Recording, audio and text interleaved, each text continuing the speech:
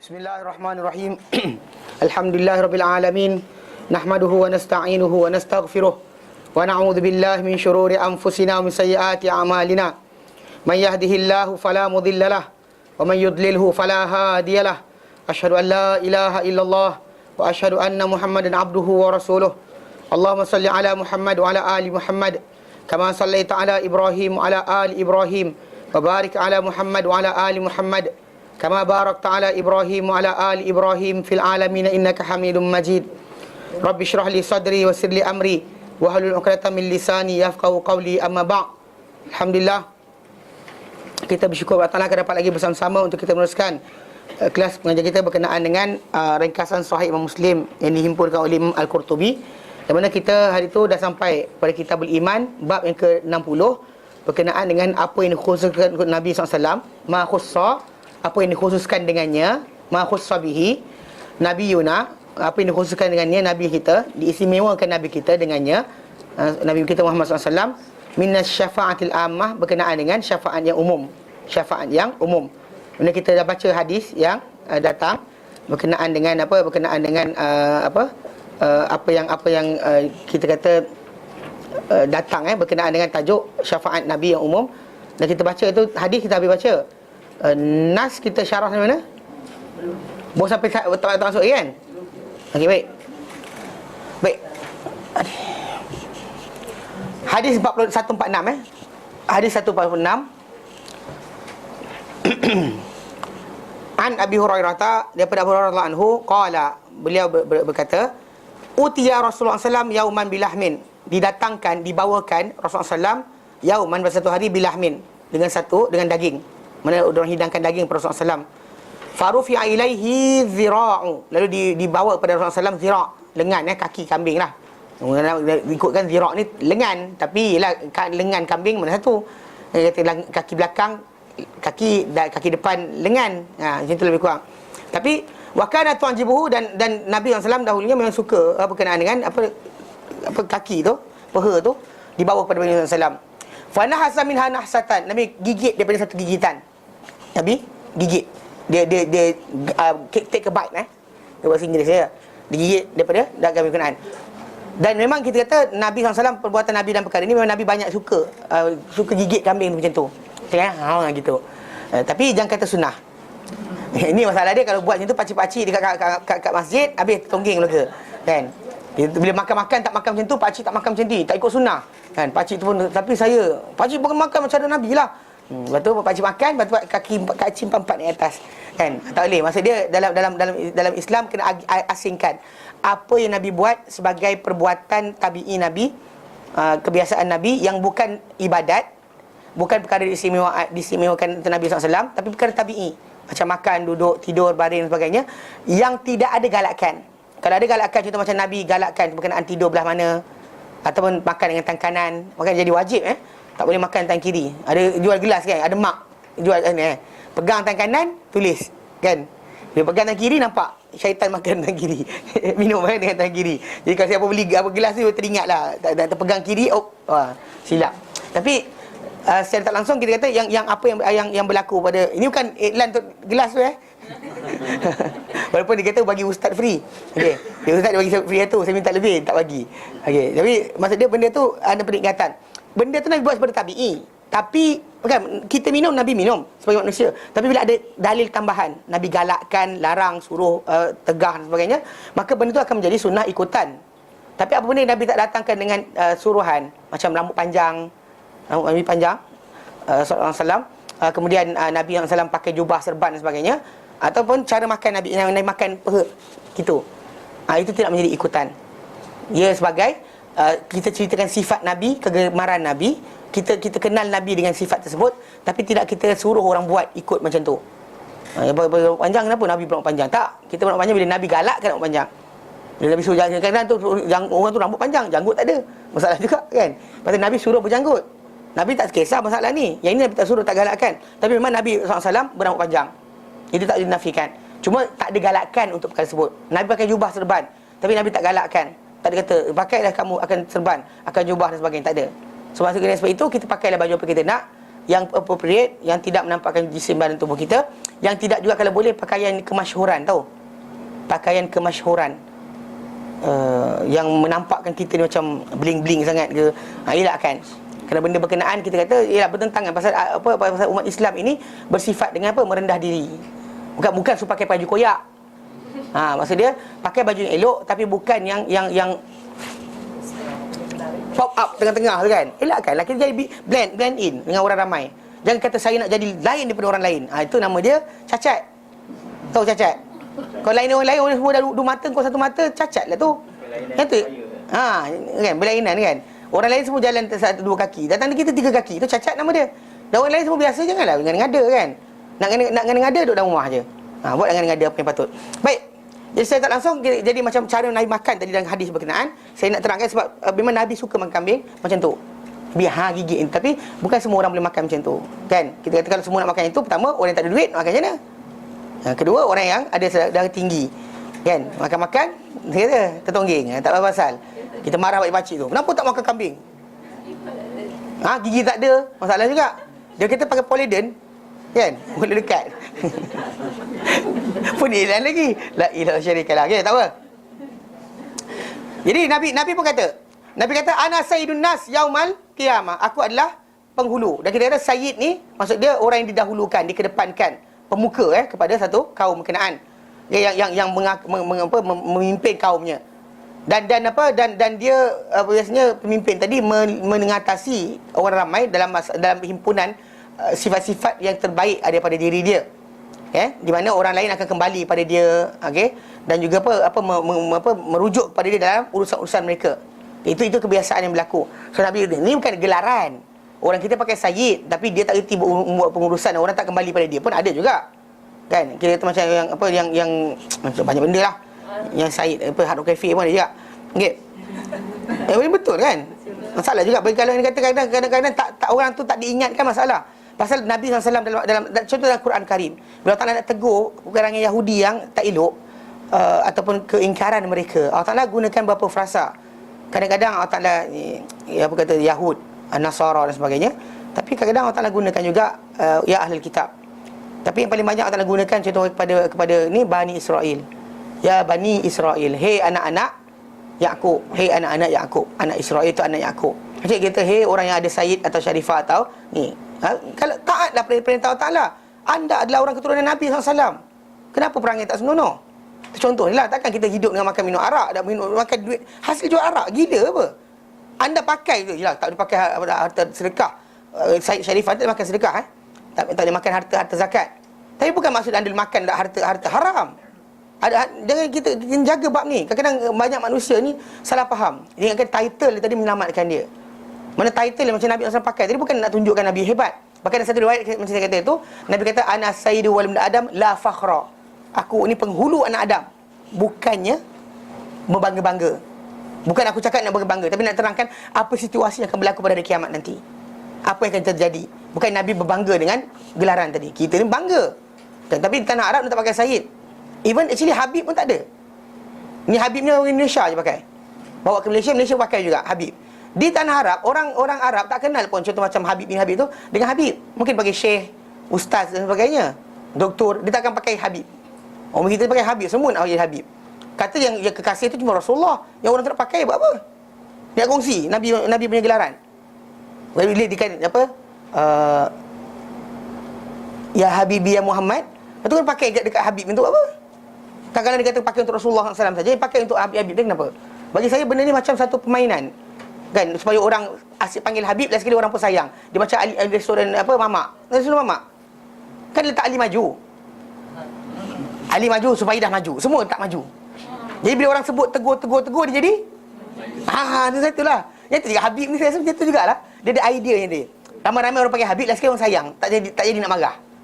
Nak marah je, Habib ni kan. Dia macam idea pelik dia panggil sebagai saya. Bagi saya idea pelik. Tak sepatut berlaku.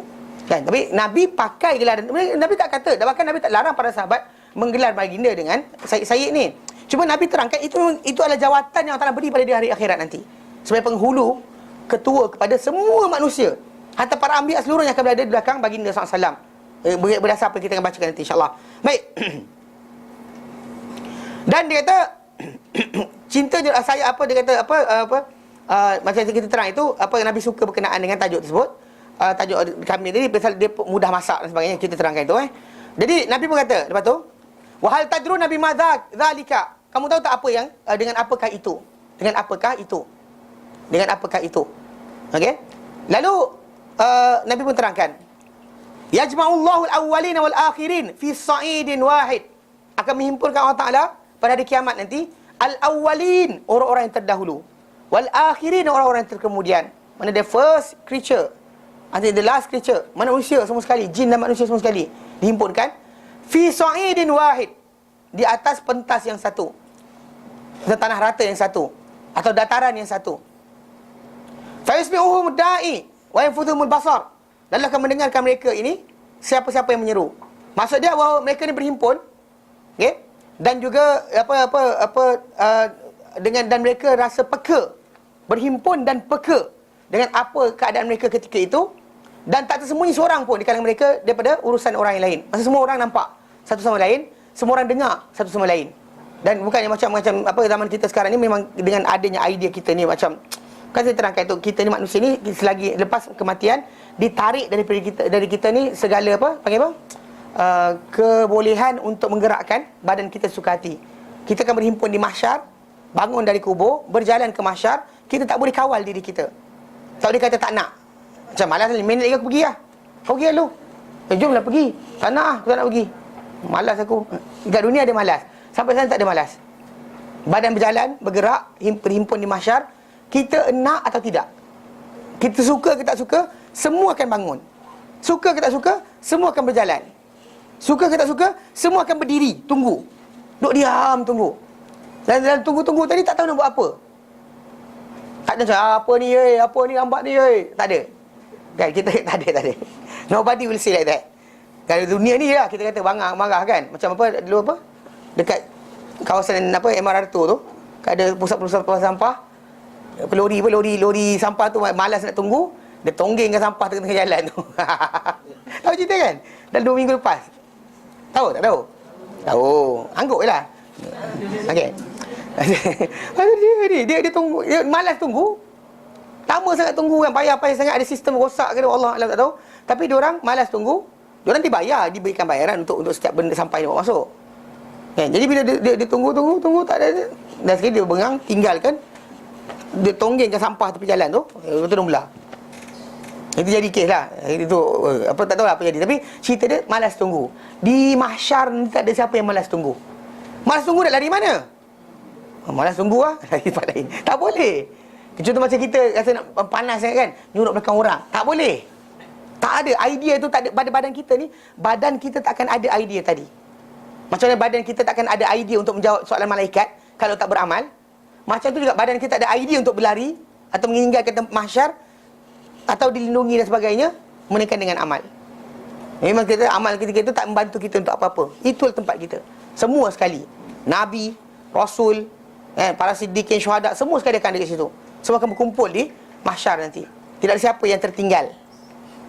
Allah Ta'ala nyatakan dalam surah Al-Kahfi, wa yawma nusayyirul jibal, dan pada hari kami perjalankan gunung. Fataral arda barizatan, dan kau akan lihat bumi ini nyata terang. Wa hasyarnahum, dan kami himpunkan mereka. Falam nughadir minhum ahada, dan kami tak tinggalkan seorang pun di kalangan mereka. Semua sekali akan berkumpul. Semua akan berhimpun. Orang yang tertimbun sebab bangunan, dihimpap oleh bangunan, penyek mati, akan berhimpun. Orang yang dimakan oleh binatang, binatang buas makan dia habis, daging dia, kulit ditelan oleh buaya ke, dia akan dihimpunkan. Semua akan dihimpunkan balik. Tak ada siapa yang tak terhimpun semula. Wa hasyarnahum falam nughadir minhum ahada. Semua akan berhimpun tempat berkenaan. Nabi, Rasul, para anbiya semua sekali, semua orang baik, orang jahat, semua ada. Perdana Menteri, bukan Perdana Menteri, menteri, semua sekali ada.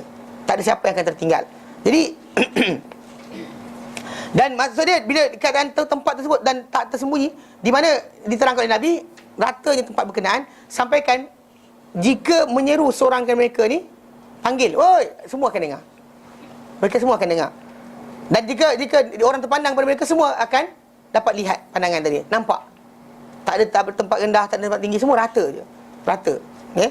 Kemudian apa keadaan pada hari berkenaan Allah Ta'ala jadikan semua orang boleh lihat sama sendiri. Dan apa? Dan ada juga para ulama menyatakan maksud bila dikatakan fayusmi'uhu da'i, akan memperdengar kepada mereka ni penyeru. Siapa menyeru akan diperdengarkan. Dia merefer kepada ayat Quran surah Al-Qamar. Allah menyatakan yauma yad'u da'i ila syai'in nukur. Hari di mana orang-orang yang hari di mana hari kiamat adalah hari di mana akan menyeru seorang penyeru kepada sesuatu, lalu orang tu yang dia takkan boleh nafikan. Walaupun dia ingkar pun, tapi benda penyeruan tadi akan sampai kepada dia. Apa dia buat akan didedahkan. Tak ada apa yang tersembunyi. Okey? Jadi lalu dengan sebab itu mereka watadnu syams, dan rapat Nabi kata pada mereka matahari. Mana dalam keadaan mereka hirup pikuk ramai tadi, duduk berdiri, tak gimana, yang duduk merangkak, yang perlu disampaikan ke mana-mana macam jiwa yang datang tengah mahsyar tadnu syamsu, mendekat matahari ke arah mereka, menunjukkan panasnya. Dan kalau kita berdiri tengah-tengah panas tak tarat, hari mahsyar nanti matahari akan didekat kepada kita. Dan itu sebab kenapa Nabi SAW beri kepada kita solution. Kalau dia kata matahari dekat, itu dekat, tapi ada manusia-manusia tertentu yang akan mendapat payungan Allah Ta'ala. 7 golongan Allah Ta'ala beri payungan, pada hari payungan, tiada payungan mereka payungan Allah Ta'ala. Kalau kita rasa kita nakkan keselamatan, kejarlah sifat-sifat berkenaan. Yang menjadi pemimpin yang ada, kita bukan pemimpin, tak apa, ambil berikutnya. Kalau kita kata contoh macam apa gantungan masjid, hati berkait dengan masjid, atau kita berhimpun kepada Allah Ta'ala, misahkan Allah Ta'ala. 3. Kemudian ataupun kita ni jadi orang yang dipanggil. Tapi ni panjang juga, kalau tak insaf tak boleh. Dipanggil oleh orang wanita yang punya kecantikan dan kedudukan, lalu dia kata inni akhafullah. Samalah wanita punya tu jugalah. Dia dipanggil untuk buat maksiat, tapi dia kata aku takut Allah Ta'ala. Ataupun ada itu yang dia kata apa? Selain itu, orang yang pemimpin yang adil. Kemudian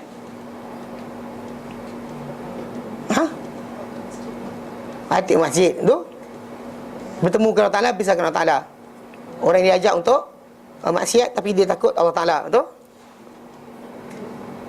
Ya, ujung tahulah. Yang ujung tu tahu. Ini sedekah, suruh sedekah. Tak tahu sedekah, dia bersedekah dengan sedekah. Tak tahu tangan kiri apa kanan sedekah. Yang ujung ni orang yang menangis mengingati Allah Ta'ala berseorangan lalu mengalir air mata. Nombor 5 bukan pemuda yang besar dalam ibadat. Orang muda tapi membesar dalam nasya'a fi ibadatillah, membesar dalam beribadat Allah Ta'ala. Jadi kalau kita dah berumur, tak ada dia ambil yang tu, ambil yang lain kan. Ada 2 lagi situ kan. Ambil yang tu. Nak jadi pemimpin tak boleh. Ada lagi bertemu dengan Allah Ta'ala, pisah dengan Allah Ta'ala tu boleh. Kita pakai yang kata tadi dipanggil untuk buat maksiat, tapi dia kata aku takut Allah Ta'ala, kalau tak insam tak jadi. Jadi yang 3 pada kita yang ujung-ujung dia. Hati dengan masjid, 4 lah. Dari 3 daripada 7 tu 4 yang kita kata kita mampu untuk buat. Kejarlah. Kan? Tapi kita kata yang besar dalam ibadat Allah Ta'ala, mungkin dah berumur tak larat. Then ambil lain pula lah. Tak masuk dalam tu, masuk yang lain. Yang boleh setiap malam membangun mengingati Allah Ta'ala dan menangis, boleh dapat. Matahari dekat, tapi benda tadi tidak akan beri kesan pada orang tertentu. So jadi Nabi beritahu apa yang akan berlaku. Fayablughun nasa minal ghammi wal karabi ma la yutiqun.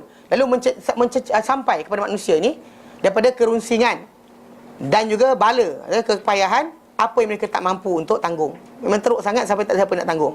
Okey? Tak ada siapa yang sanggup tanggung. Kerana kepanasan, kepayahan, berhenti. Jadi kita adalah tak sanggup tunggu, kita akan buat macam-macam. Macam orang tak sanggup tunggu jam, pakai emergency lane. Dekat sana tak ada emergency lane. Nak lari kan, macam mana lari? Tak ada. Dekat dunia anda boleh pakai emergency lane lah, kan, pakai lampu blinker, nak pergi jalan laju kononnya, pakai siren ke boleh kat dunia ni. Sana tak ada. Mempercepatkan anda punya hisap atas dasar amal anda, melambatkan anda punya hisap atas amal anda. Di sana tak ada polis tolong escort, tahu? Kat dunia ni boleh lah nak jalan-jalan ke mana-mana kan, daripada parlimen pergi ke balik rumah, dari rumah pergi ke Sian, ada orang escort. Menteri-menteri ni kena ingat benda macam ni. Dan siapa ada jadi pemimpin sekarang ni, seronok sebenarnya naik orang escort. Kan, dan jalan tu polis wiu kan. Seronok, apa tak seronok? Saya rasa kat Yaman tu. Dan jadikan temankan orang duta pergi dutaan, pergi jalan-jalan kan, temu kerajaan. Kita jadi translator. Jadi bila kita naik, kena naik kita tu lah, walaupun naik dengan polis dia. Kan naik dengan dia polis kejar, dia pun lepas lah. Rasa apa? Rasa penting je. Bahaya punya benda macam ni tau. Dia naik Black Maria jadi banduan pun boleh juga. Ada dua. Rasa kena skor ni dua. Satu jadi banduan, satu lagi jadi orang penting. Kan? Dia haji. Dari airport mana? Ada dekat sangat. Yang tu tak ada sangat. Yang tu kan kita seorang-seorang. Seorang? Bas tu. Tak apa. Yang tu tak ada benda. Kalau bas escort pun bas sampai juga. Yang ini kalau jam lah. Ni kan biasa tengok dalam jam kan. Orang semua sangkut-sangkut, dia nak jalan juga. Kan? Nak jalan juga kan? Jadi bawa polis escort dia. Ke tepi. Polis ke tepi kan. Ni tengok. Masyar ni tak ada. Kalau jam lekat tunggu lah. Tak ada siapa boleh jalan ke depan. Kadang-kadang bila asyik special ni rupanya bahaya. Asyik orang muliakan, hormati ni bahaya. Kita rasa kita best. Dia pun tak best kan, perut buncit. Tapi orang kata silalah. Jadi bahaya rupanya. Itu kena jaga sikit. Mana masalah hati ni kena jaga. Jadi konsep dia, mana masyar itu macam tu. Jadi manusia tak mampu dah nak tanggung kepayahannya ada. Wa ma la yatamina, apa mereka tidak termampu untuk apa? Memikulnya lagi. Tak mampu pikul lah. Apa yang mereka dapat tu ketika tu tak boleh mereka pikul. Fa yaqulu ba'dun nasi li ba'din. Jadi ketika itu berkatalah sebagai manusia kepada sebagai lain. Ini yang Allah Taala ilhamkan pada mereka pada hari berkenaan. Yang kita kata sedangkan manusia ni takkan bercakap kecuali akan berkata, kan, nabi je, para nabi akan bercakap. Tapi tengah ramai tadi Allah Taala ilhamkan akan ada manusia yang akan bercakap satu sama lain. Dia kata apa? Ala tarawna ma antum fihi. Korang tak nampak ke keadaan korang berada padanya sekarang ni? Ala tarawna ma qad qabala lakum. Korang tak nampak ke apakah keadaan yang sampai kepada kamu? Ni satu limit yang tinggi dahsyat ni. Tak boleh buat apa dah ni. Ala tanzuruna may yashfa'u lakum ila rabbikum. Kamu tak nak tengok ke? Kamu tak nak lihat ke kepada sesiapa yang akan beri syafaat untuk kamu kepada Tuhan kamu, menjadi mediator, perantara atau melepaskan untuk kamu di sisi Tuhan kamu. Mana kamu dah tak ni, Tuhan lepaskan apa yang tak dapat dilepaskan lagi. Fa yaqulu ba'dun nasi li ba'din. Lalu berkatalah sebagai manusia kepada sebagian lain, Uktu Adama. Uktu Adama. Datanglah kamu semua, pergilah kamu semua pada Adam. Fayatuna Adam. Okey, macam mana dia kenal Adam pada waktu berkenaan? Macam kita terangkan, di sana ilmu bukan di sini. Once you die, your knowledge after kematian ni bukan knowledge yang sama. Macam Nabi katalah, orang yang masuk syurga nanti dia lebih kenal rumah dia di syurga banding rumah dia di dunia. Menunjukkan di sana ada ilmu lain yang akan berlaku kepada kita. Yang kita kata kat sini tak tahu, kat sana kita akan tahu. So tak usah pening kepala. Pakcik buat apa tu? Belajar kursus bahasa Arab. Benda 3 bulan. Kenapa nak mati ni? Takut dia tak jawab. Kan? Belajar kursus bahasa Arab nak sembang dengan malaikat. Kau nanti Kang, pakcik nak belajar kenapa? Dah dia tanya marabbuka, pakcik tak tahu nak jawab macam mana. Belajar bahasa Arab. Kenapa? Takut nanti Kang tak kerti nak jawab. Kan nanti kan signboard ada Kang, kata ke neraka ke syurga tak dibaca kan masalah juga. Dia kata itu masalah. Dia dengar tadi betul. Tidak ada knowledge kat sana berdasar pada pembelajaran. Yang ada di sana adalah amal. Apa amal anda buat, itulah melahirkan ilmu anda. Lahir ilmu di sana. Kenal Adam siapa di sana. Sebab Allah Ta'ala beri pada orang-orang beriman, kepada semua manusia. Pasal manusia ni akan macam kita baca dalam hadis yang sebelum ni, kan semua manusia ni akan apa? Ikut apa yang disembah. Sehingga tinggallah orang beriman bersama orang munafik di kalangan mereka.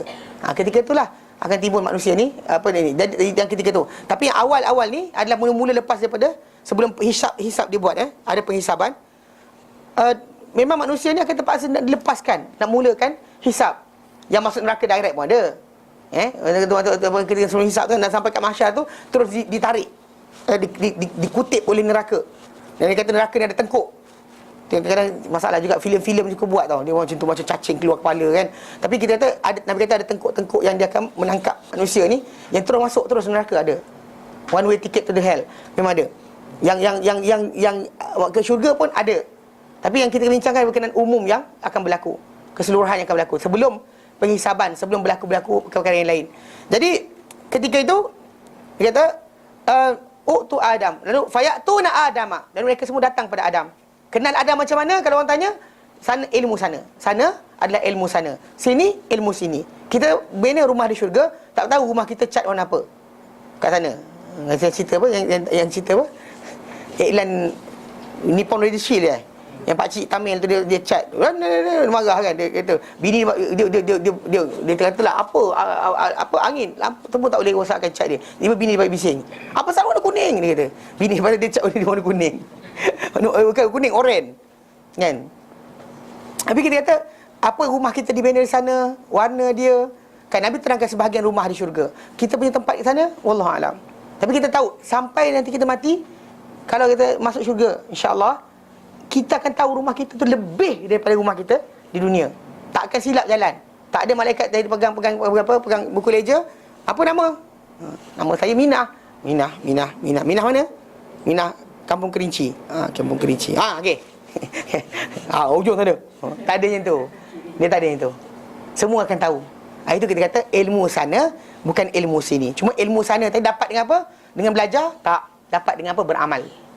Kita belajar kat dunia untuk beramal. Bukan kita belajar kat dunia untuk sakat ilmu sana. Tak, kita belajar untuk beramal. Untuk beramal supaya kita dapat kedudukan yang sepatutnya, yang terbaik di akhirat nanti. Okay. Jadi fayaqulun, mereka akan berkata, Ya Adam, hey Adam, wahai Adam, anta abul bashar, engkau bapa manusia. Anta abul bashar, engkau bapa manusia. Perkataan bashar tu actually, perkataan bashar ni kalau kita kata dalam bahasa Arab, dia actually maksud dia yang berdaging berkulit berdaging, kan? Pasal kita kata Adam adalah bapa kepada manusia yang berkulit berdaging. Pasal kita kata kalau jin kan bukan makhluk yang berkulit berdaging macam kita. Macam kita flesh and blood, flesh and bone. Pasal perkataan bahasa Arab untuk kulit adalah bishrah, kulit. Okay? Jadi anta abul bashar, engkau bapa segala manusia, semua manusia, bapa sekalian manusia. Al-bashar tu digunakan macam kita dalam hadis Nabi SAW. Contoh macam dalam ayat surah Al-Kahfi, surah Al-Isra, bila orang musyrikin minta pada Rasulullah SAW untuk datangkan ini datang itu, kalau Rasul engkau kena pancarkan matahari, ada kebun, ada sekian. Allah Ta'ala suruh Nabi jawab di hujung pernyataan tersebut. Allah Ta'ala kata, qul, katakan hai Muhammad, subhana rabbi, maha suci Tuhanku, hal kuntu, bukankah aku ini, tiadalah aku ini illa basyarar rasula, kecuali satu makhluk yang berkulit, berdaging, bertulang, berdarah ni, tapi rasulah diutuskan sebagai utusan. Bukannya aku malaikat, bukan aku Allah Ta'ala untuk buat benda yang kau minta. Maksud dia, hal kuntu illa bashar, aku ni bashar. Bashar, kulit kan, bishrah, kulit, berdaging, berkulit, berdarah, bertulang. Itu sifat yang dimaksudkan berkenaan dengan bashar. Khalaqakallahu biyadih. Ini pujian manusia pada Adam alaihissalam ketika itu. Khalaqakallahu biyadih, mereka ungkit pada Adam benda yang Allah Ta'ala buat. Allah Ta'ala ceritakan kau dengan tangannya. Dan actually dekat sini ada para ulama, contoh macam dari kalangan golongan Asy'ariyah dan sebagainya, mereka kata ketahuilah Allah Ta'ala ini adalah bersih daripada sebarang anggota tubuh badan, sebagaimana telah dikedepankan dari pembincangan dahulu. Dan tangan dalam bahasa Arab ini dilafazkan kepada kudrah, kekuasaan dan nikmat dan kepemilikan yang layak di sini. Dan di sini dibawa kepada kudrah, dia kata. Dan faedah pengurusan Adam bahawa dia Allah Ta'ala jadikan dengan kudrahnya sebagai permulaan dengan tanpa sebab, dan tidak ada perantara dengan makhluk, dan tidak ada peringkat-peringkat sebelumnya. Dan itu dah bertentangan dengan siapa-siapa yang selain anak Adam dari kalangan anak Adam itu sendiri, yang dilahirkan dengan perantara, ada awal sebelum dia dan sebagainya. Dan ada juga dikatakan benda itu sebab pemuliaan, tangan Allah, pemuliaan kepada kudrah Allah Ta'ala. Tapi dengar sini, itu yang dikatakan oleh sebahagian para ulama. Tetapi kita kena faham, yang sepatutnya yang kita percaya adalah Allah Ta'ala jadikan Adam dengan tangannya, sebut itu je dah cukup. Jangan kita macam nafikan berkenaan dengan sifat tadi, kata bukan ini, takwil dan sebagainya. Sebab kalau nak kata benda tu kudrah, malaikat pun Allah Ta'ala jadikan dengan kudrah juga. So apa beza dia? Apa kemuliaan dekat situ? Kalau kudrah tu kita pun jadi dengan kudrah Allah Ta'ala, kita pun jadi dengan kudrah Allah, kuasa Allah Ta'ala. So kita takkan cakap pada orang tu, seseorang tu pujian, melainkan keistimewaan yang dia dapat orang yang tak dapat. Keistimewaan, benda yang dia dapat yang orang lain tak dapat. Kita puji dia dengan benda yang dia seorang je ada. Awak lah seorang je yang ada benda ni. Awak, kita puji dengan tu. Ni cuma macam orang dia kata, ustaz ajar saya, malas kata, ustaz ni dah belajar Quran apa sekian. Kita sebut dengan benda yang dia dapat. Kalau kata ustaz manusia, saya manusia juga. Kan semua orang manusia kan. Kita takkan ungkit, ni nak minta pada orang, kita akan ungkit benda yang dia tak ada. Benda yang dia ada, kita ada, semua orang ada. Kita akan ungkit berkenaan dengan benda yang dia seorang je ada, supaya menampakkan apa kelebihan dia. Jadi Adam AS ketika diperintah nanti oleh manusia kepada dia, maka para sekalian manusia yang bercakap pada dia akan kata, engkau bapa manusia, Allah Ta'ala jadikan kau dengan tangannya. Stop situ. Jangan kita, itu kemuliaan khas untuk Adam. Kemuliaan khas untuk Adam. Mana untuk makhluk lain pun Allah Ta'ala jadikan permulaan, tapi Adam ni Allah Ta'ala berikan khas. Bahkan Allah Ta'ala sebut dalam Al-Quran dan ayat lain, Allah Ta'ala nyatakan pada iblis. Bila Allah Ta'ala nyatakan dalam surah,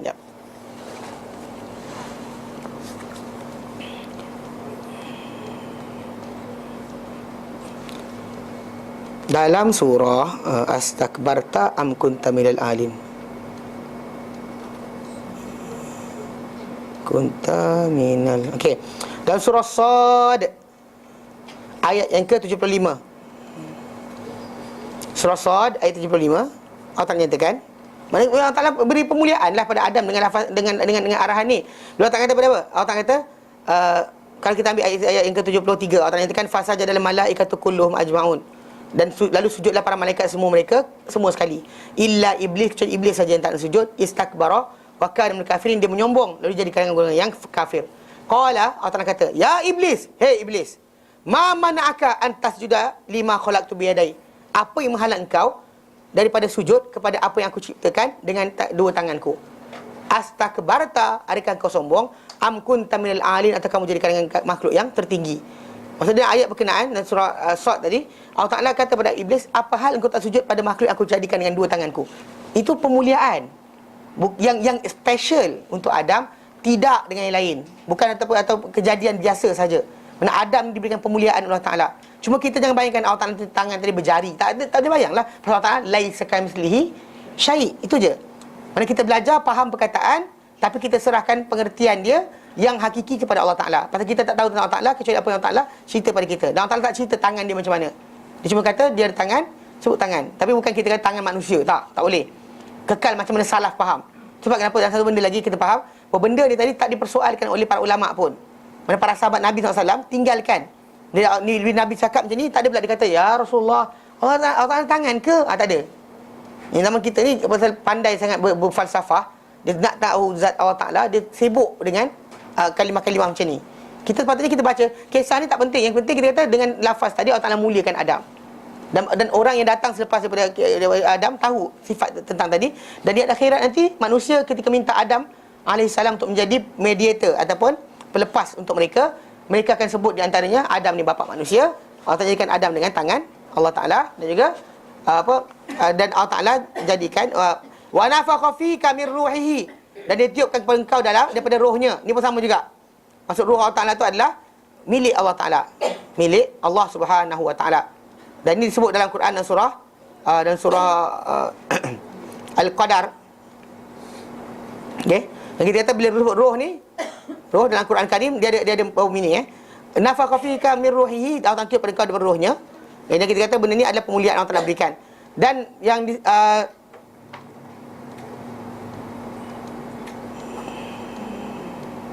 roh yang disebut kadang Quran disebut roh, ada kalanya bermaksud Jibril. Contoh dalam surah Al-Qadar ayat 4 dan juga surah Syu'ara ayat 193. Bila dalam surah Al-Qadar Allah nyatakan tanazzalul malaikatu waruh. Roh tu adalah apa? Jibril alaihissalam. Dan juga dalam surah Asy-Syu'ara ayat 193 Allah nyatakan nazala bihir ruhul amin, mawa turun Quran ini roh yang apa? Yang amanah. Siapa? Jibril alaihissalam. Okey? Jadi itu maksud roh tu itu. Tapi kadang-kadang roh tu maksud dia Nabi Isa. Kadang roh tu maksud dia roh manusia. Kadang roh tu maksud dia pertolongan Allah Ta'ala. Dia ada 4 meaning dalam Quran untuk roh. Roh manusia, Jibril, atau kemudian Isa AS dan pertolongan Allah Ta'ala. Cuma kita tengok konteks ayat. Okey. Jadi Allah Ta'ala nyatakan apa, Allah Ta'ala tiupkan dalam dia dalam surah At-Tahrim ayat ke-12, fa nafakhna fihi min ruhina.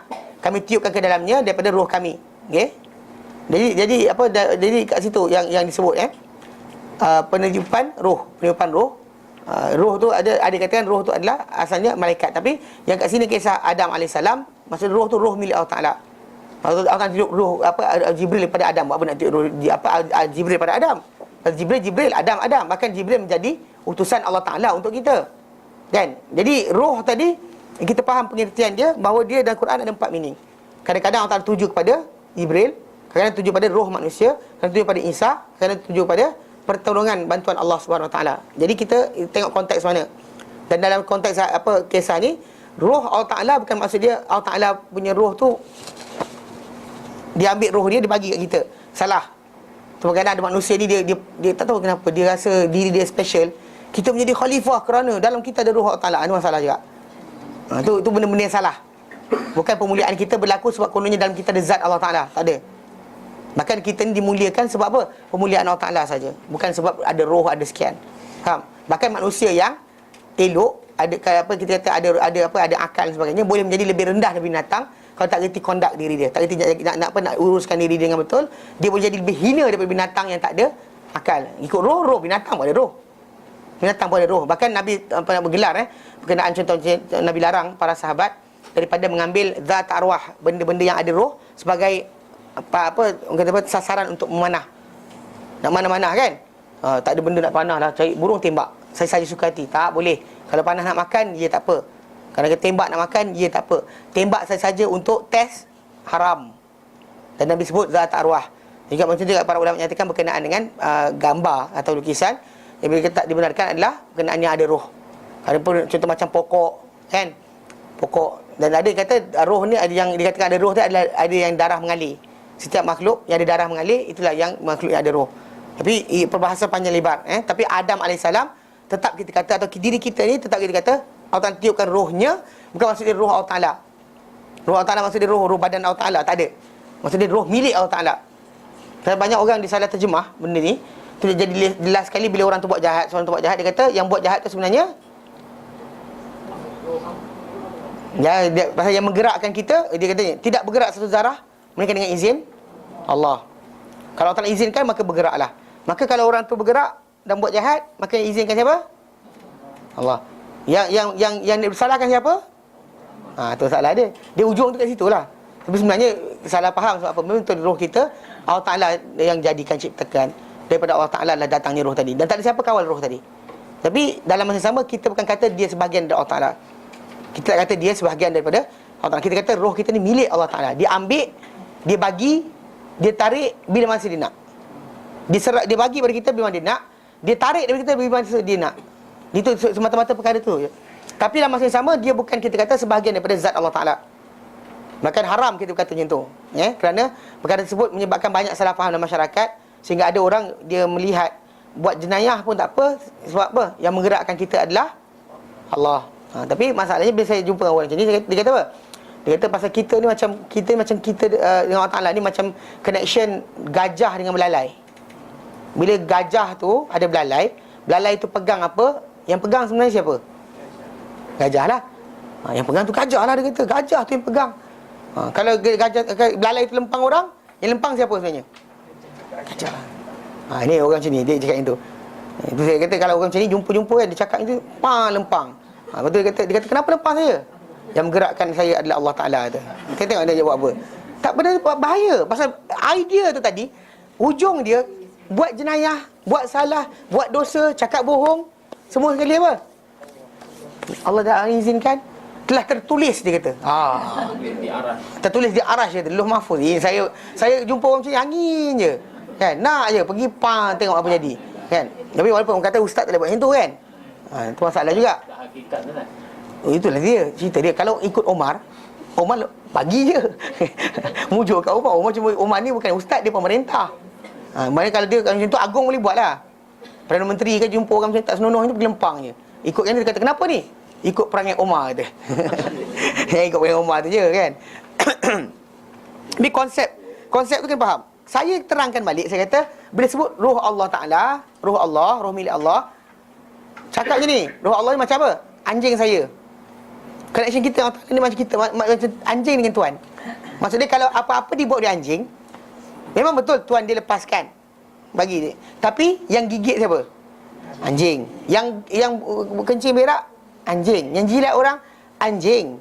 Yang bising-bising, anjing tu. Kalau nak hukum apa, bukan hukum Tuhan dia, hukum anjing tadi. Kalau anjing tu gigit orang mati. Lepas tu akan dihukum gantung siapa? Tuhan dia. Tak kan? Anjing tu sendirilah.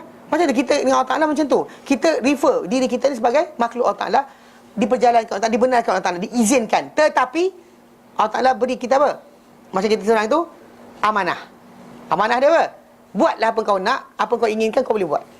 Binatang lain tak boleh buat. Gajah tak reti, kucing tak reti, semut tak reti. Maksudnya dia tak ada keinginan sendiri. Kalau ada keinginan pun dia duduk macam tu je lah.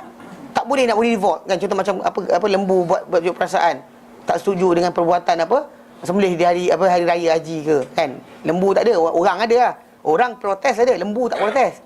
Orang protes. Tak setuju kan buat mogok. Lepas tu kalau mogok dengan apa cara? Tak nak kahwin. Kalau sembelih kami tak nak kahwin. Jadi kamu orang manusia akan kekurangan bekalan lembu. Kan masalah juga. Okey, jangan sembelih banyak. Biar dia kahwin. Tak ada. Tak ada lebah berhenti kerja ke sebab dia mogok. Kerana apa? Kerana geram sangat orang ramai asyik tangkap ni tak tahu kan. Jadi dia pun mogok. Tak ada. Sebab apa tak ada? Sebab dia orang diperjalankan oleh Allah Ta'ala. Dia nak ke tak nak, dia tabi ini kerja dia macam tu je kehidupan dia. Cycle tu macam tu. Tak berhenti.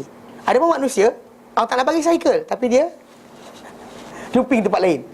Betul tak? Allah Ta'ala bagi bulatan. Allah Ta'ala bagi arah kan sini kan. Tapi dia akan dia akan lari, dia akan divert. Pasal itu yang Allah Ta'ala izinkan kita. Kalau kita follow terus, ganjaran besar. Pasal apa? Kita boleh tolak keinginan kita, kehendak kita, kemahuan kita, patuh hanya pada Allah Ta'ala punya kehendak. Memang kita berjaya. Tapi yang gagal biasanya adalah Allah Ta'ala kata A, dia lari ke B. Allah Ta'ala bagi dah guidance tadi, tapi dia akan divert, lari, bertentangan. Itu tajuk sebenar. Dengan sebab itu kita kata kerana itu kita berdosa. Kita bertanggungjawab di atas kata-kata mulut kita. Walaupun kita kata kalau nak bercakap tak bercakap kan Allah Ta'ala izinkan. Ia izinkan untuk kita pakai. Tapi bukan maksud dia yang bertanggungjawab adalah dia. Kita bertanggungjawab. Sebab yang tak tahan diri kita daripada marah, kita. Yang melafazkan mulut kita suka hati, kita. Yang pegang satu benda tu, kita. Bukannya Allah. Ini dia cakap. Ini siapa punya? Dia kata siapa punya? Betul lah milik Allah Ta'ala. Tapi dia bagi kita pakai. Dia kata anjing dengan tuan, bukannya belalai dengan gajah. Saya bagi tahu dia pasal tuan memang akan jumpa makhluk-makhluk macam ni. Orang macam ni kan, yang perangai tak senonoh, dia cakap itu biasa akan jumpa. So dia tak reti pembawakan berkenaan dengan dalil. Kerana baru bercakap tentang tajuk ni tak faham bahasa Arab pun. Apa lagi belajar hadis atau Quran? Tafsir lagi jauh. Tapi dia akan bercakap kita gini, kita gitu dan sebagainya. Dia kata roh Allah, dia kata. Kan ada tengok video dia kan, saya pasang minggu lepas yang pakcik tu bercakap tutup mata. Tutup mata. Kita ni Allah Ta'ala tiup ke dalam Adam roh Allah, dia kata. Tapi cara cakap tu macam kata roh Allah. Dia macam tu cara gaya cakap dia. Walaupun dia tak ni, tapi gaya cakap tu. Pasal ujung cerita tadi keluarlah. Kalau kita berjalan, kita pandang, Allah yang pandang kita sekian, Allah yang sekian. Pasal kita ni hak dia. Takkan bergerak sejarah dengan izin dia. Itu salah faham. Jadi Adam AS ditiupkannya pada roh Allah Ta'ala. Kalau kita sekarang ni, lebih dia, apa beza dia? Kita ditiup dengan roh Allah Ta'ala, dengan roh juga milik Allah Ta'ala. Tapi siapa tiupkan? Malaikat. Kan ada dalam hadis Nabi SAW. Dalam hadis Bukhari Muslim. Kan Nabi kata, berkenaan dengan para malaikat. Nabi kata, inna ahadakum yujma'u khalquhu fi batni ummihi arba'ina yawma. Sungguh seorang di kalangan kamu dihimpunkan kejadian dia dalam perut ibu dia 40 hari. Thumma yakunu fi dhalika, dan Sahih Muslim, kemudian dia jadi dalam 40 hari yang sama alaqah. Kemudian macam itulah, tak ada apa dia jadi. Thumma yakunu mudghatan, kemudian jadi mudghah. Misla dhalik, macam itulah juga, tak ada perubahan. Thumma yursalu ilaihi malaku, kemudian diutus kepada satu malaikat, fayanfukhu fihi. Fayanfukhu fihi ruh. Siapa tiup? Malaikat. Adam, Allah Ta'ala sendiri yang tiupkan. Itu lebihnya Adam ke atas kita. Adapun yang lain manusia lain ni, peniupan berlaku untuk kita ada daripada para malaikat dengan izin Allah Subhanahu Wa Ta'ala. Faham? Tu beza dia. Ni dia kata, apa beza Adam kata kita dah ada roh Allah Ta'ala, beri Allah Ta'ala. Adam pun ada roh milik Allah Ta'ala. Apa specialnya? Adam Allah Ta'ala tiup sendiri. Para malaikat kita sendiri, para malaikat tiupkan. Sebab itu Adam ni disebut oleh orang yang menjumpa dia supaya tengok keadaan tadi, supaya kerana kedudukan dia yang tinggi. Dapat macam ni orang susah takkan tak nak tolong. Macam tu dia kata pada Adam AS. Jadi dia kata wa amara al malaikata fasajadu laka. Dan dia perintahkan para malaikat, lalu sajadu laka, fasajadu laka. Lalu dia, malaikat tadi, sujud kepada engkau. Maksud dia ini pun khas untuk Adam alaihissalam. Tak dijadikan untuk mana-mana Nabi selepas daripada Adam untuk sujud kepada malaikat. Ini kita kata kena faham. Dalam tajuk kita mengagungkan para anbiya, setiap para anbiya ada kelebihan masing-masing. Jangan kita, contohnya, sayang sangat pada, contohnya sayang Rasulullah, wajib, mesti, atau melebihi daripada segala-galanya. Tetapi jangan kita sifatkan Nabi dengan benda yang tidak ada pada baginda. Contoh macam ada orang tu kata, Nabi Muhammad ini cantik, handsome, lebih handsome daripada Yusuf. Dia ada masalah. Sebab kan kita tahu setiap para anbiya diberikan kelebihan. Kelebihan yang tidak ada pada yang lain. Apa Nabi ini dapat, yang tu tak dapat. Yang tu dapat, yang sana tak dapat. Kau tak sebut dalam juzuk ketiga, ayat pertama juzuk ketiga. Tilkar rusulu faddalna ba'dahum ala ba'. Itulah rasul-rasul yang kami lebihkan sebagai mereka ke atas sebahagian yang lain. Maksudnya setiap Nabi tadi ada kelebihan masing-masing. Kalau Nabi Yusuf diberikan kecantikan, Adam diberikan apa? Adam diberikan banyak benda. Antaranya tajuk sujud kepada malaikat. Yang kita kata tak, tapi Nabi Muhammad kan lebih mulia. Kenapa malaikat tak sujud pada Nabi Muhammad SAW? Kan Nabi Muhammad kan sayyidul para anbiya. Ya, tapi bukan itu kelebihan yang tak nak beri pada dia. Macam tu jadi kes bila penceramah tu dia cakap itu. Nabi Muhammad lebih cantik daripada Nabi Yusuf alaihissalam. Dia kata kalau sekiranya Nabi Yusuf, Nabi Yusuf kan keluar depan perempuan tu, yang dia nampak Nabi Yusuf dia terkerat jari, kan? Kalau dia kata perempuan terkerat jari tu nampak Nabi Muhammad, dia kata putus terus jari. Ini kita melampau panggil ghulu. Ghulu perlampauan dalam pengertian benda yang tak ada dia kata ada. Kalau Nabi SAW bergerak depan orang ramai dekat Madinah tu, kalau sekiranya nak jadi macam Nabi Yusuf, jadi lama dah jadi. Kan tak ada orang perempuan macam tu, ya Rasulullah, jadi macam apa? Jadi macam histeria. Tengok Rasulullah ni pengsan, tak ada. Maksud dia benda tadi Nabi handsome, cantik, elok, rupa, kesempurnaan dia, kerana Allah Ta'ala takkan ambil para Nabi ni yang tak sempurna. Pasal kalau ada tak ada kesempurnaan pada para anbiya, awal-awal lagi orang lari. Contohnya Nabi tu cacat. Lepas tu dia berdakwah pada orang, takwa Allah Ta'ala. Kau cacat. Orang takkan terima pada dia. Jadi kebiasaannya para anbiya ni keluarga yang terbaik. Kemudian fizikal, akal dia adalah ada yang tersempurna di kalangan kaum dia. Paling sempurna di kalangan kaum dia. Tapi untuk kata dia paling lawa, paling sekian, tu kena jaga sikit. Kalau kita kata kita muliakan seorang para anbiya melebihi daripada kadar dia, kita mandai-mandai. Kan jangan kita mandai-mandai daripada Allah Ta'ala dan Rasulnya. Kalau Nabi tak pernah mengaku dia lagi cantik daripada Yusuf, maka janganlah Nabi mandai pula kata dia cantik Yusuf. Kan Nabi akui. Nabi kata nampak Yusuf pada malam Isra dan Mi'raj. Nabi kata aku lihat Yusuf alaihissalam waqad utiya syatrul hasan. Dia telah diberikan separuh kecantikan. The beauty and half the beauty ada pada dia. Dari segi mata ke, hidung ke apa, paling cantik Nabi cakap itu. So paling cantik takkanlah kita kata tapi Nabi Muhammad kan lebih mulia, mesti dia lebih handsome. Tak, dia pusing balik. Tapi tuan-tuan kena ingat, Nabi Muhammad SAW, dia punya wajah ataupun rupa dia menyerupai Ibrahim AS. Nabi kata pada malam Isra dan Mi'raj, Nabi kata aku lihat Nabi-Nabi ni rupa macam ni, Nabi ni rupa macam ni, dan aku lihat Ibrahim AS, dan orang paling serupa dengan dia adalah sahabat kamu ni. Dia tunjuk badan dia sendiri. Nabi Ibrahim punya wajah dan sebagainya, karakteristik lebih dekat dengan dia adalah Nabi Muhammad SAW. Yang keturunan yang sama kan. So tak timbul tajuk Ibrahim tak pernah diwar-warkan sebagai dia Nabi, tapi tak diwar-warkan sebagai manusia paling cantik. Tak seperti kisah berlaku pada Yusuf alaihissalam. So stop situ lah. Janganlah kita mandai-mandai. Kan too much, orang kata apa melampau dalam penyifatan tadi. Kita telah mandai-mandai menipu atas nama Allah Ta'ala, menipu atas nama Rasulullah, ada-adakan benda yang tak ada dalam agama. Masalah lah. So kita cuma clarify apa yang Allah Ta'ala Rasul ni clarify. Tak cukup. Lebih lagi benda kaitan akidah dan sebagainya. Okay? Kepercayaan. Ini kita datang, tak tahu penceramah tu, budak-budak ni kadang masalah juga. Masuk penceramah kat televisyen, Nabi Muhammad lebih handsome daripada Nabi Yusuf. Itu memang tak boleh. Alasan kerana Nabi Muhammad adalah segala-galanya. Macam dalam kisah ni, Adam AS disujudkan kepada para malaikat. Itu kelebihan yang Allah Ta'ala beri pada dia. Tak ada pada Nabi yang lain. Lalu fasajadu laka, mereka sujud pada engkau. Dia kata pada Adam AS. Lepas tu diorang pun sebut Ishfa' lana ila rabbik. Mintalah syafaat, mintalah pelepasan untuk kami kepada Tuhan kau. Kami stranded ni, tersangkut kat sini, tak boleh buat apa, tak boleh pergi mana. Okey? Jadi dia kata mintalah kepada Tuhan kau pelepasan untuk kami. Ala tara ila ma nahnu fi. Engkau tak lihat kepada keadaan apa yang kami berada dalamnya. Ni keadaan teruk sangat ni. Ala tara ila ma qad balaghakum. Engkau tak lihatkah kepada apa yang telah sampai balaghana. Engkau tak lihat kepada apa yang telah sampai kepada kami. Fayaqulu Adam. Okey. Syafaat. Syafaat ni asal dia adalah maksud dia himpun ataupun gabung. Itu dalam bahasa Arab, dalam ada hukum fiqh. Bila kita contoh macam apa, macam saya beli tanah bersama kawan saya.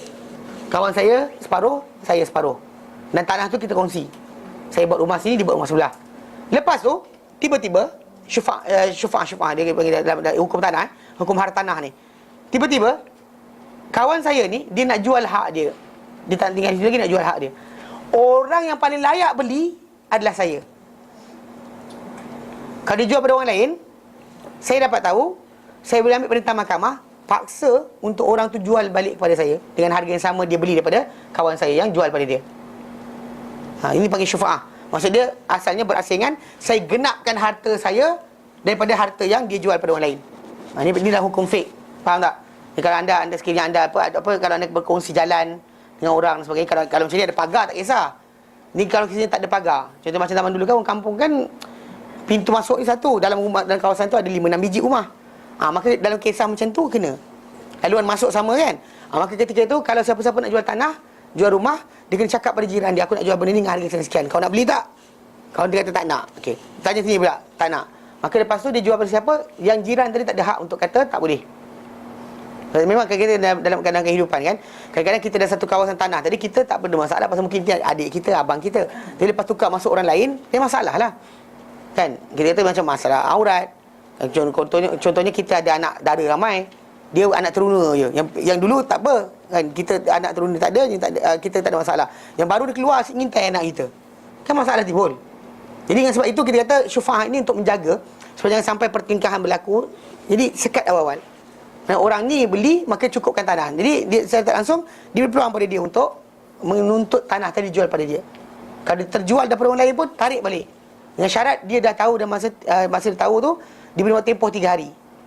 Kalau dia tak buat apa-apa dalam 3 hari, maka automatik apa yang penjualan yang berlaku telah pun selesai. Dia tak ada kacau dah. Dia kata dia nak kacau, nak tahan, maka dia kena, dia mesti tahan sebelum benda tu. Lepas dapat tahu je 3 hari dia kena bawa kes ke mahkamah, baru dia boleh tu. Dan itu sebagai syufa'ah, dia berkaitan syafa'ah. Dan bahkan dalam lafaz lain syufa'ah, syafa' adalah genap, lawan pada witir ganjil. Okey, syafa' maksud dia genap, so dia genap. Okey, witir ganjil, syafa' genap. Okey, jadi contohnya masa dia dengan pengertian tu, masa kita gabung, kita tarik, masa dia kita gabungkan orang lain kepada diri kita dengan sebab kelebihan yang kita ada ataupun hubungan yang kita ada. Contoh macam orang ni kalau ikutkan, dia sendiri minta tak dapat, dia minta melalui kita, dilepaskan. Pelepasan tadi itu sebab kenapa mereka cari para anbiya untuk dapatkan syafaat. Maksudnya kalau mereka minta sendiri tak lepas, maka minta orang lain mintakan bagi pihak dia. Itu dipanggil syafaat lah, dipanggil syafaat. Okey. Dan secara langsung dia kata dekat sini menzahirkan kepada dizahirkan dengan urusan ni kedudukan pemberi syafaat tadi. Di sisi apa? Tuhan yang mengizinkan untuk syafaat berkenaan. Maksudnya para anbiya memangnya orang paling layak untuk mendapatkan syafaat bagi umat masing-masing ataupun umat manusia, kerana mereka adalah perantara di antara Allah dengan makhluknya, dengan manusia sekalian manusia. Jadi mereka yang layak, paling layak adalah mereka. Jadi dia kata dia kata menyampaikan juga dengan perbuatan ini, menyampaikan juga manfaat kepada orang yang disyafaatkan baginya. Dan kita akan bincangkan nanti syafaat ni ada bahagian-bagian syafaat. Ada syafaat kubra, ada syafaat kecil dan sebagainya. Nanti sampai pada bahagian berkenaan dengan bagaimana orang-orang beriman nanti ada yang dikeluarkan dari syurga, dari syurga, daripada neraka masuk ke dalam syurga dengan sebab permintaan ataupun doa ataupun apa yang ataupun dibawa keluar daripada neraka oleh orang-orang beriman yang lain.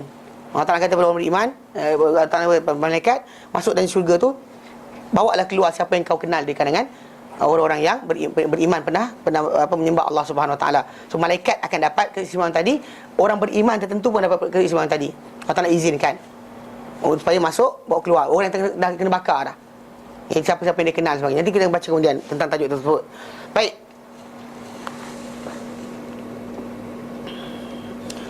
Jadi dia kata, jadi bila dia cakap itu, lalu Adam alaihissalam, fa yaqulu Adam, inna rabbi azza wa jalla, dia kata sungguhnya Tuhanku azza wa jalla qad ghadiba al-yawma ghadaba, sungguhnya dia telah marah pada hari ini dengan satu kemarahan yang lam yaghdab qablahu mithlah, yang tak pernah dia marah seumpamanya lam yaghdab qablahu, sebelum dia tak pernah dia marah sebelum ni mithlahu, seumpamanya. Walam yaghdab ba'dahu mithlah, dan dia takkan marah lagi sesudah marah ni seumpama macam tu. Mana hari ni dia marah dengan marah yang tak pernah dimarah macam ni, dan takkan dia marah sekali lagi macam ni. Mana taklah tujukan kemarahan tadi untuk lepas hadi, di mana pengadilan yang paling besar, pengadilan yang paling penghabisan. Tak ada siapa yang akan dapat lepas pada hari berkenaan. Maka Allah Ta'ala akan, di dunia ni kadang-kadang Allah Ta'ala tangguhkan. Mana-kadang ada manusia ni menipu. Kadang-kadang Allah Ta'ala kata jangan menipu, makan harta dengan batil. Allah Ta'ala kata jangan makan harta dengan batil. Dan Allah Ta'ala kata jangan buat maksiat. Dia buat maksiat juga, dia melanggar larangan Allah Ta'ala. Allah Ta'ala marah, tapi Allah Ta'ala beri penangguhan. Macam kita lah, kalau kita kata rumah kita, kemudian ada orang dia masuk rumah kita, kemudian kita bagi tamu, dia masuk dapur kita, dia pecahkan simen, dia sekian, dia buat suka hati dia, tebuk pintu, tebuk tingkap, apa nak buat dia buat. Kita secara tak langsung dekat situ geram kita, biasanya kita halau terus lah kan. Ya, keluar dari rumah saya kan. Tapi Allah Ta'ala pukul tu ganas je kak. Kejut saya. Mana halau kan, kita halau dia keluar. Tapi manusia jahat dekat dunia ni, kadang-kadang kita perhatikan, sampai mati Allah Ta'ala tak culik dia. Allah Ta'ala biarkan Allah Ta'ala bagi lagi. Makin jahat makin kaya, makin menipu, buat bisnes, makin orang hormat. Makin cakap bohong, bagi datuk pula. Pelik tu. Dapat tipu-tipu dapat datuk. Ini tak tipu lagi, tipu tahun depan dapat Tan Sri. Hebat ni kan. Maksud dia makin tipu makin orang hormat. Ada satu perkara pelik yang berlaku. Maksud dia macam ni, kalau ikutkan kat dunia ni, kalau dia kata dah buat jahat, patutnya bagi lah kan. Tak, Allah tangguhkan. Itu seorang, 2 orang, 3 orang, 4 orang, 5 orang, 1 juta kan. Berjuta manusia perangai macam tu, berjuta-juta, bahkan ahli neraka boleh ramai daripada ahli syurga, punya ramai perangai macam tak senonoh. Maka Allah Ta'ala marah sangat. Tetapi Allah Ta'ala apa? Tangguhkan. Allah Ta'ala beri penangguhan. Mungkin nak bertaubat lagi, Allah Ta'ala biarkan. Tapi tangguh. Jadi sampai mati orang tu macam tu, Allah Ta'ala amat marah. Tapi Allah Ta'ala jadikan satu hari Allah Ta'ala akan marah dengan semarah-marahnya. Ditangguhkan kemarahan tadi untuk hari akhirat, ataupun belas kasihan Allah Ta'ala. Dia simpan belas kasihan dia untuk apa? Untuk orang beriman hari akhirat. Dekat dunia kadang-kadang dia biarkan lagi. Mukmin kena tindas, mukmin solat sebagainya kena cerca dan sebagainya. Mana orang yang bertakwa tapi dihina, Allah Ta'ala marah. Maka Allah Ta'ala sebutkan macam hadis Nabi kata, Allah Ta'ala kata, man adali waliyan, barang siapa memusuhi seorang kekasihku, orang yang aku lindungi, aku beri protection orang tu, orang musuhi dia, faqad adzantuhu bil harb, aku dah ajak orang tu untuk berperang. Marahnya Allah Ta'ala. Orang makan riba, Allah Ta'ala kata fa'zanu bi harbin minallah. Orang yang tak nak tinggalkan apa riba, Allah Ta'ala kata serulah, ajaklah peperangan dengan Allah Ta'ala. Marahnya Allah Ta'ala. Tapi kat dunia ni orang makan riba happy je, kembang macam-macam, happy, tak ada benda kena pun dia kata. Makan riba tapi tak ada pun jatuh langit macam tu. Tapi kena ingat, Allah Ta'ala tangguhkan marah dia. Macam Allah Ta'ala sayang pada seorang, Allah Ta'ala kesian dengan seorang manusia, tapi Allah Ta'ala tangguhkan apa? Pada hari akhirat untuk beri ketunjukkan Allah Ta'ala prihatin terhadap apa yang berlaku pada dia. Allah Ta'ala ungkitkan balik apa yang terlepas. Itu kita kata pada hari berkenaan Adam kata, Allah Ta'ala murka pada hari ini dengan satu kemurkaan yang dia tak pernah murka macam ni sekali. Mana ketika Adam diciptakan, kemudian Iblis tak nak sujud, Allah Ta'ala murka. Sampai Allah laknat kepada iblis. Tetapi kemurkaan pada hari kiamat tadi tidak ada tandingannya.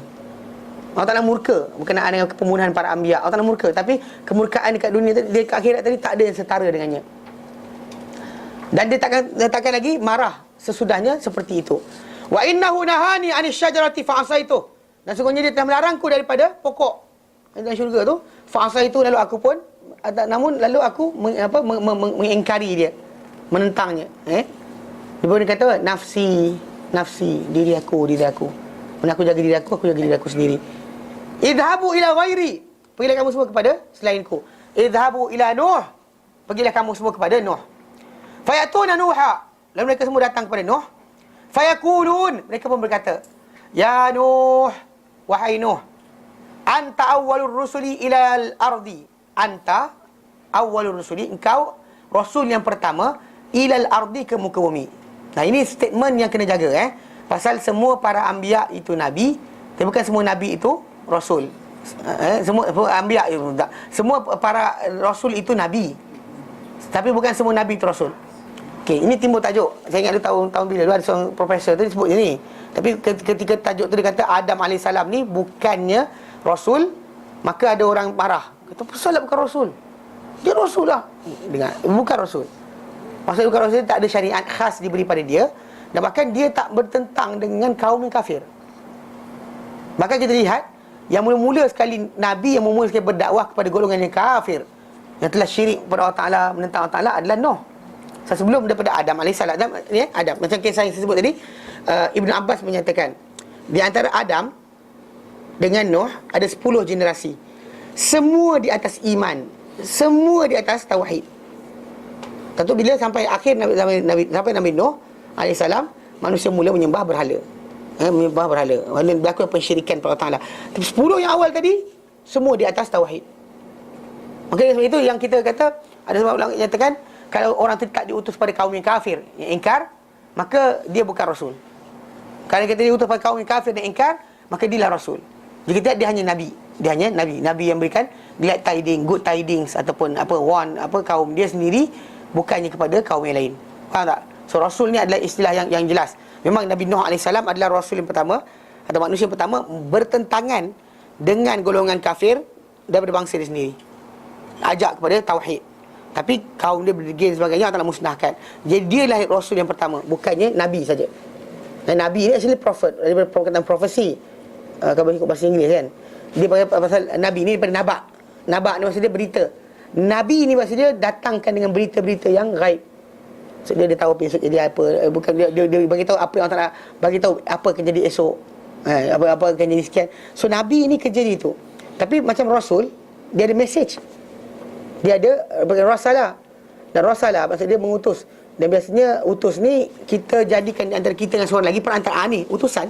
Macam raja nak bagi tahu rakyat, yang tukang bawa tadi utusan dah. So utusan tadi, dia perkataan rasul ni biasanya dia diutuskan. Dia diutuskan dengan benda. Nabi hanya berikan, seorang nabi ni disebut nabi bila dia hanya memberikan good tidings, good omen kepada kaum dia, apa akan jadi, dan juga bagi tahu sikit amaran untuk pandu kaum dia daripada tersesat. Tapi yang rasul tadi dia bawa message, dia ada benda dia bawa. Perkataan risalah, perkataan risalah kan, risalah surat, jadi risalah maksudnya para anbiya tadi, para rasul tadi, dia ada barang dia bawa. So jadi macam tu kisah Nuh AS, dia rasul pertama betul. Sebelum daripada Nuh AS tidak ada kekufuran berlaku di kalangan manusia. Wasammaka Allahu 'abdan syakura. Allah Ta'ala namakan kau, panggil kau dengan sebagai gelaran hamba yang bersyukur. Perkataan syakur bermaksud banyak bersyukur. Dia actually dia memang dalam bahasa Arab ni ada panggil sirah mubalaghah. Bentuk yang melampau. Contoh macam ghafir maksud dia memaafkan. Ghaffar maksud dia yang banyak sangat mengampunkan. Rahim yang menyayang, yang belas. Rahim, dia ada bentuk-bentuk dia. Dia ada tiga bentuk yang masyhur dan biasa digunakan. Fa'al, fa'ul, fa'il. Fa'al, fa'ul, fa'il. Macam tadi syakur, fa'ul. Macam rahim, ada yang rahman, Fa'lan, ada 4. Fa'lan, fa'lan maksud dia macam Rahman. Okey, Rahman, okey. Kemudian dia Rahman, Fa'lan, kemudian Rahim, fa'il atau fa'al, atau fa'ul, ataupun fa'al. Jadi fa'al ni digunakan dalam benda lain. Contoh macam orang yang bawa kereta pakai sa'iq, sin, alif hamzah, qaf. Tapi bila dia kerja bawa kereta tiap hari, dia panggil sawaq. Macam orang yang kerja bina bangunan. Okey, orang bina tu orang banin, orang bina. Tapi banna, dia sabdu. Macam tu kat situ. Dia semua benda tu panggil melampau. Bentuk melampau. Jadi macam tu kat, macam perkataan apa? Syakur. Bila orang ramai panggil, kata pada Nabi Nuh, wasammaka abdan syakura. Allah namakan engkau sebagai seorang hamba bersyukur. Itu banyak bersyukur. Dia melampau Jadi maksud dia bersyukur ni, dia perkataan syukur. Dia ni apa? Bila kita dapat lihat binatang, contoh binatang kita bagi dia makan sikit tapi badan makin besar. Dia panggil apa? Obesity. Kan? Bukan, dia biasa lembu kambing. Kita bagi sikit makan tapi dia macam bertambah-tambah. Maksud dia apa tahu? Dia makan sikit tapi hasil dia banyak. Dia tunjukkan itu. Jadi biasanya digunakan.